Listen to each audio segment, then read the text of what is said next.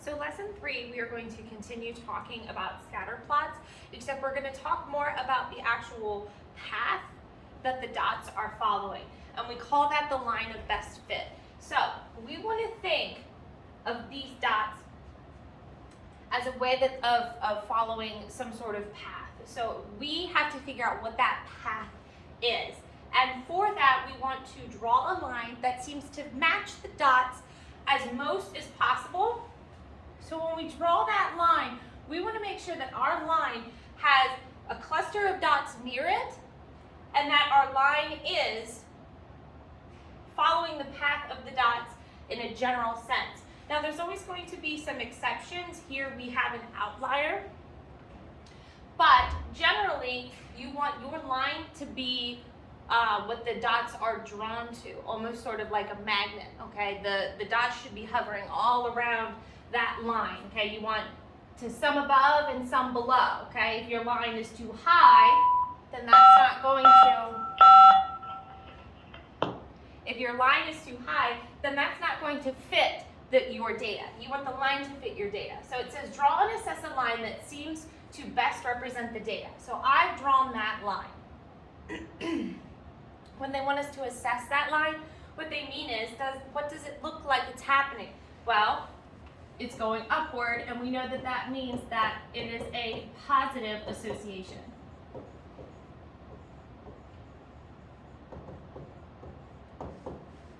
Additionally, part B says to use the line of best fit to make a conjecture about the points the driver will score in 2015. So, that again, that word conjecture means guess. We need to make a prediction about what's going to happen in 2015. So we look at this and it says years since 1999. So we know that 2015 should be right around here. So let's go up and see where we make contact with our line. We make contact with our line at about here. So that means that our conjecture should be somewhere between 6,000 and maybe 6,500, okay? It's a range. Now I want you to commit to a number, okay? So you shouldn't be giving me a range, you should be giving me a number. But when we are checking your answers, we're gonna be checking a range. So you don't have to be specific, but you do need to own a number, choose a number. So what this means is maybe the person next to you will have a different number than you, but you both could be within the same range. So it's still a quality conjecture. I hope that makes sense. Okay, continuing on.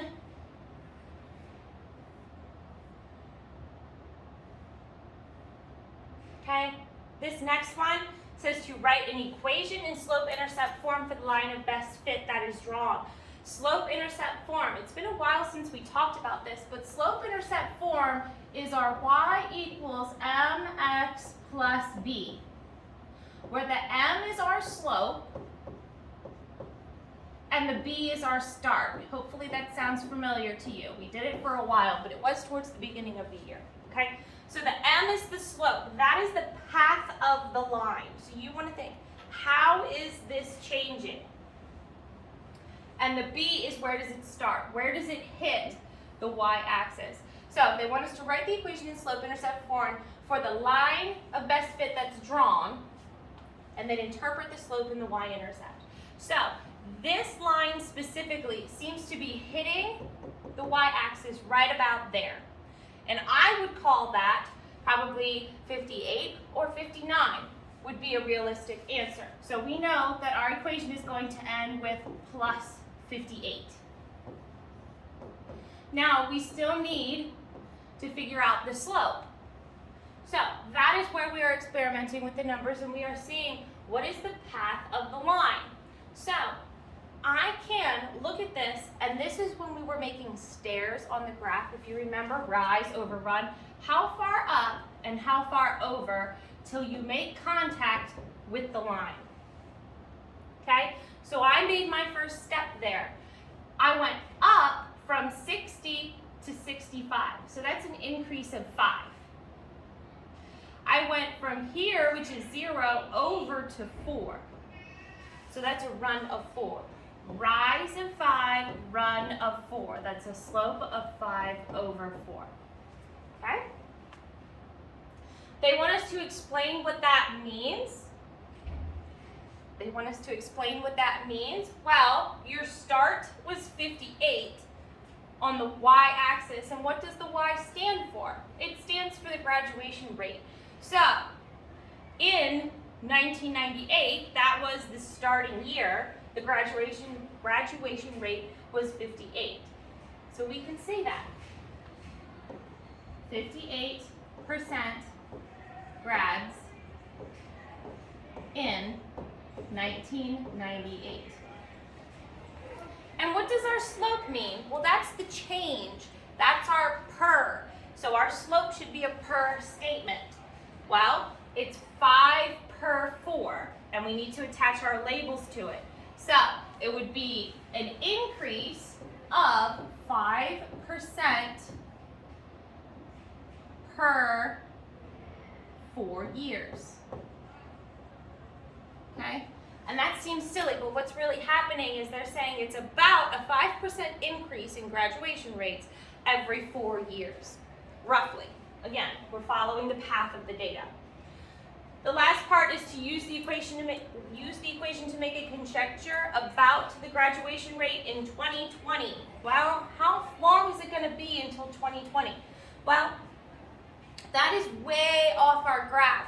So it would be silly to try and follow the line and extend this all the way to 2020. So the best way to do this is to use your equation, okay? Where x is going to be how many years since 1998? Well, 2020 minus 1998 is a difference of 22 years. So 5 over 4 times 2020 plus 58. Okay, and you can figure out what the percent will be based off of the equation that you made. So now your conjecture won't necessarily have to be a guess. You'll be able to use your equation to get an actual number. But again, everyone else's might be a little bit different based off how they draw their line, so you're not necessarily wrong if you don't have the same thing as the person next to you, okay? We're checking answers within a range, so remember that, okay? And you can put that in your calculator to figure out what it would actually be.